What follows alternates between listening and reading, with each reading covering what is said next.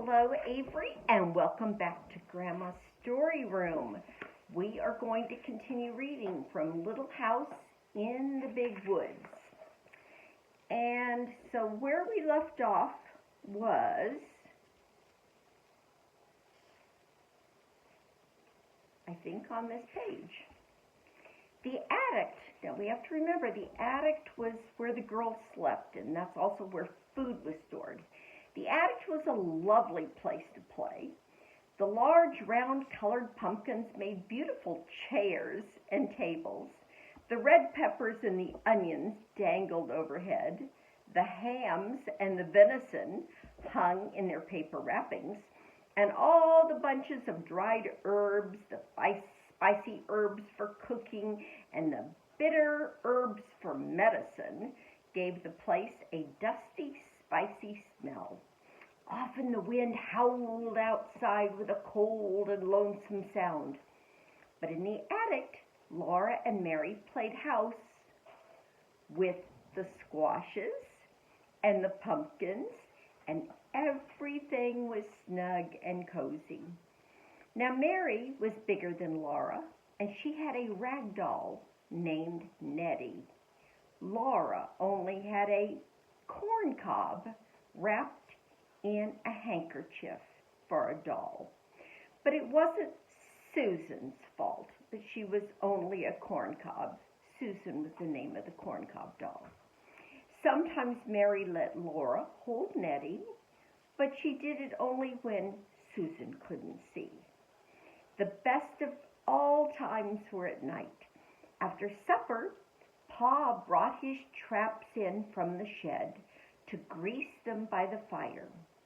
He rubbed them bright and greased the hinges of the jaws and the springs of the pan with a feather dipped in bear's grease. So there's Pa greasing the traps, and these traps are used to catch animals for food. There were small traps and medium-sized traps and great bear traps with teeth in their jaws that Pa said would break a man's leg if they shut onto it. And while he greased the traps, Pa told Laura and Mary little jokes and stories, and afterward he would play his fiddle. Now, a fiddle is another name for a violin. The doors and windows were tightly shut, and the cracks of the window frames stuffed with cloth to keep out the cold. But Black Susan, the cat, came and went as she pleased, day and night, through the swinging door of the cat hole in the bottom of the front door. She always went very quickly, so the door would not catch her tail when it fell shut behind her. One night, when Pop was greasing the traps, he watched Black Susan come in, and he said, "There once was a man who had two cats, a big cat and a little cat." And Laura and Mary ran to lean on his knees and hear the rest of the story. "He had two cats," Pa repeated, "a big cat and a little cat. So he made a big cat hole in his door for the big cat, and then he made a little cat hole for the little cat." And there Pa stopped.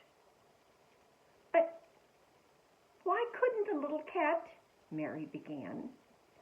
"Because maybe the big cat wouldn't let it," Laura interrupted.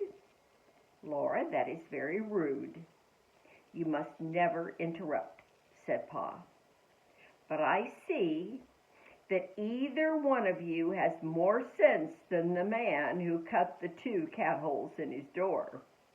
And then he laid away the traps, and he took his fiddle out of his box, and he began to play. And that was the best time of all.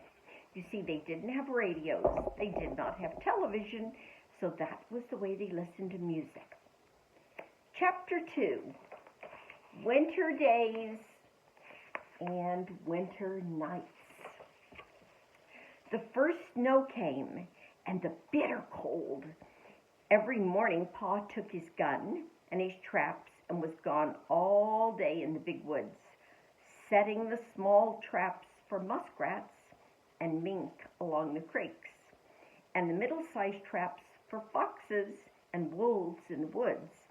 And he set out the big bear traps, hoping to get a fat bear before they all went into their dens for the winter.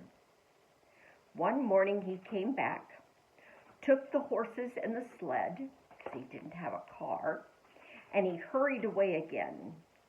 He had shot a bear.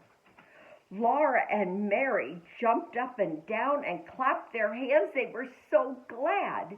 Mary shouted, "I want the drumstick! I want the drumstick!" Mary did not know how big a bear's drumstick is. When Pa came back, he had both a bear and a pig in the wagon. You see, he had been going through the woods with a big bear trap in his hands and the gun on his shoulder when he walked around a big pine tree covered with snow, and the bear was behind the tree. And look at what the bear was holding.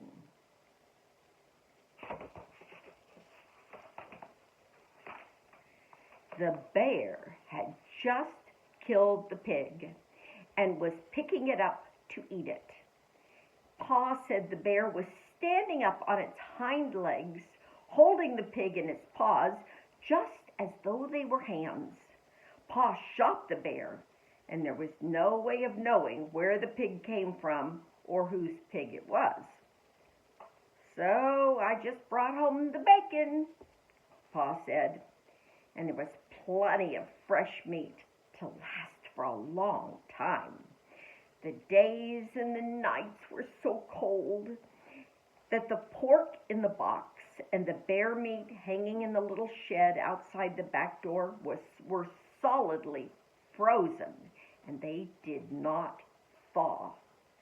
When Ma wanted fresh meat for dinner, Pa took the axe and he cut off a chunk of the frozen bear meat or the pork. But the sausage balls, or the salt pork, or the smoked hams and the venison, Ma could get for herself from the shed or from the attic. And the snow kept coming until it was drifted and banked against the house. And in the mornings, the window panes were covered with frost in beautiful pictures of trees and flowers and fairies. And Ma said that Jack Frost came in the night and made those pictures while everyone was asleep. Laura thought that Jack Frost was a little man, all snowy white, wearing a glittering white pointed cap and a soft white knee boots made out of deerskin.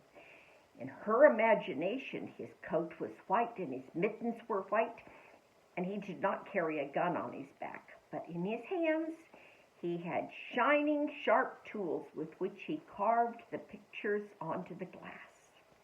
Laura and Mary were allowed to take Ma's thimble is something used for sewing, and make pretty patterns of circles in the frost on the glass. But they never spoiled the pictures that Jack Frost had made in the night. By the way, next time I read to you, I will show you a real thimble. And this thimble belonged to my grandmother, your great-great-grandmother. And you will see how it has a pattern on it. When they put their mouths close to the pane and they blew their breath on it, the white frost melted and ran in drops down the glass. And then they could see the drifts of snow outdoors and the great trees standing bare and black, making thin blue shadows on the white snow. And Laura and Mary helped Ma with the work. And that is where we will stop today. I will see you next time for Little House in the Big Woods, and I will show you the thimble.